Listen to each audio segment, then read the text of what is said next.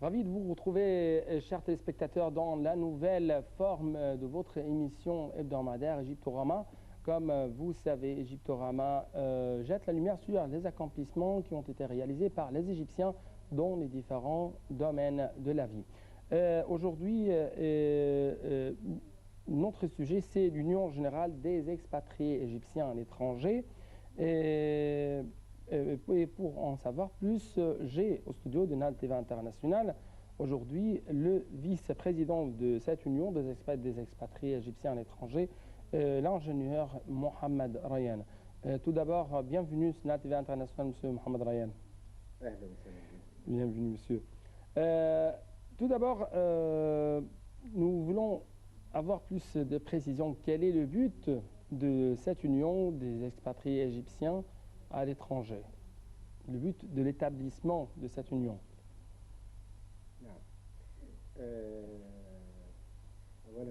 Premièrement, je remercie votre émission. Je remercie également notre chaîne pour l'intérêt accordé aux Égyptiens résidant à l'étranger et pour l'Union qui a été créée en 1985.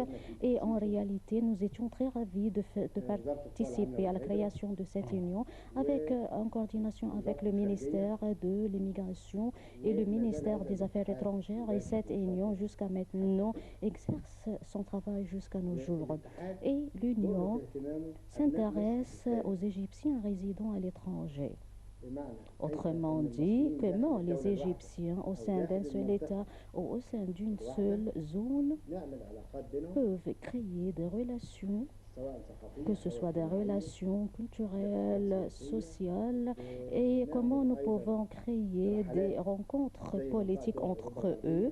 De même, on organise des promenades à l'Europe occidentale. De même, nous tenons des conférences dans l'un des pays de l'Europe occidentale et nous avons continué ce travail depuis 1985. Avant de nous donner plus de précisions sur l'activité de cette union, je veux tout d'abord connaître d'où vous avez eu l'idée de constituer cette union qui regroupe les expatriés égyptiens à l'étranger. Je voudrais vous dire que cette union est considérée comme la première union au niveau international qui s'intéresse aux Égyptiens expatriés à la suite de l'Organisation internationale de l'immigration. Donc, quand nous parlons de 1985, donc l'Organisation mondiale de l'immigration a été créée en 1975.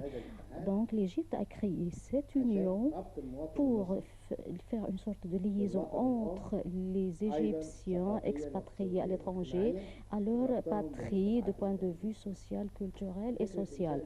Donc l'idée de la création de cette union a eu lieu à la suite de 8 ans de la création de l'Organisation mondiale de l'immigration. Nous avons tenu la conférence de 83, 84 et 85. Et nous avons tenu la première conférence qui inclut un bon nombre des Égyptiens qui sont venus d'un bon nombre des pays. De même, nous avons créé une entité économique qui était nommée la Société internationale du développement et de l'industrie et qui a été présidée par le chef de l'organisme du canal de Suez, M. Ahmed Machour, et nous avons créé des sociétés filiales dans plusieurs pays qui exercent leur travail jusqu'à maintenant. La conférence de 1984 a abouti à la création du conseil d'administration de l'Union et en 1985 on a déclaré la création de l'Union internationale des Égyptiens expatriés à l'étranger auquel ont assisté la plupart des Égyptiens et les chefs des communautés.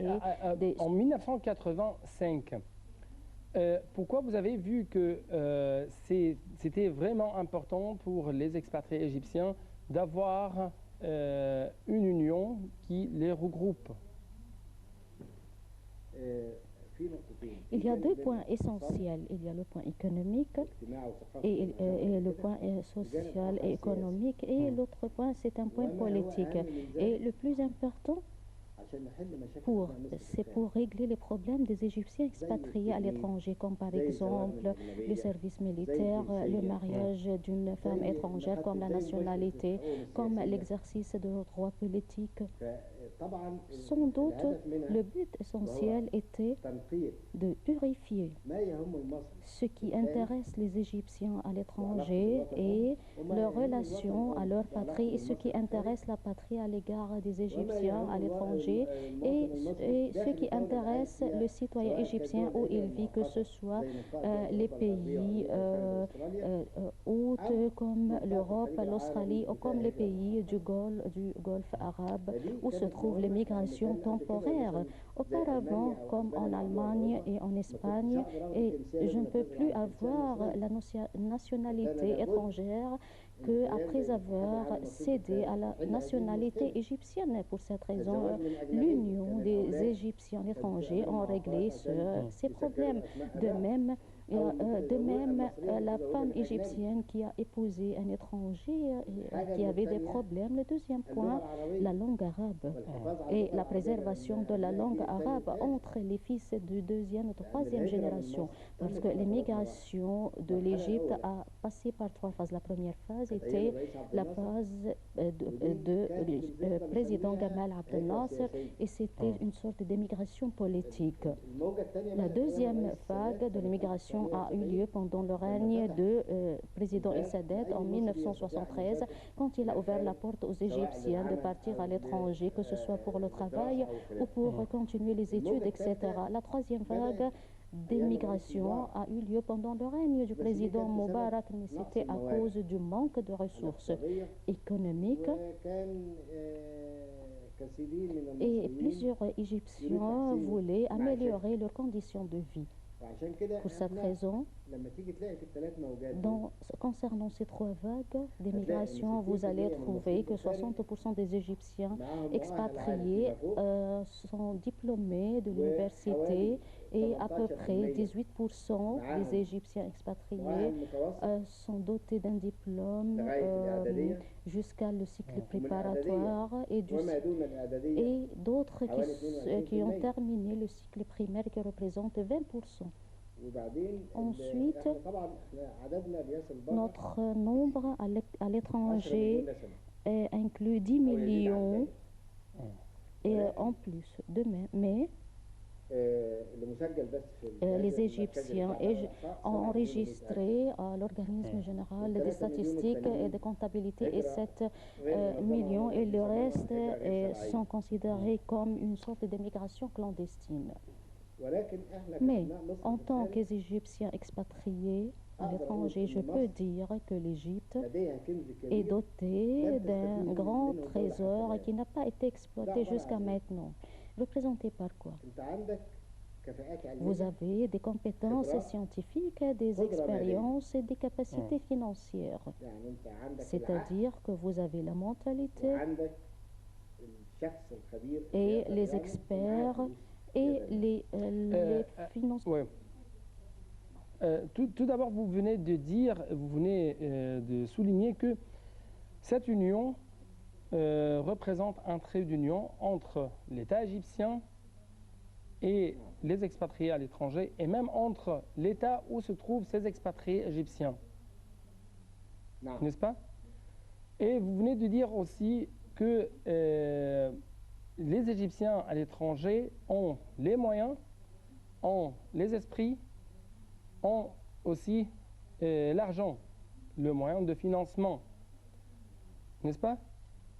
Donc pourquoi on trouve qu'il y a des obstacles devant ces expatriés égyptiens quand on parle de leurs efforts à apporter en ce qui concerne, par exemple, le développement économique de l'Égypte, le développement social de l'Égypte?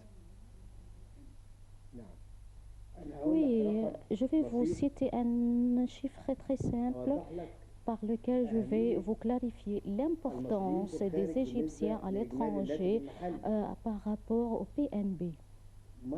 L'Égypte reçoit des assistances étrangères évaluées à 6% de produit intérieur brut. 6%. Les Égyptiens expatriés fournissent des transferts financiers en Égypte qui atteignent 4,4% à 4,4% de la totalité de PIB de l'Égypte.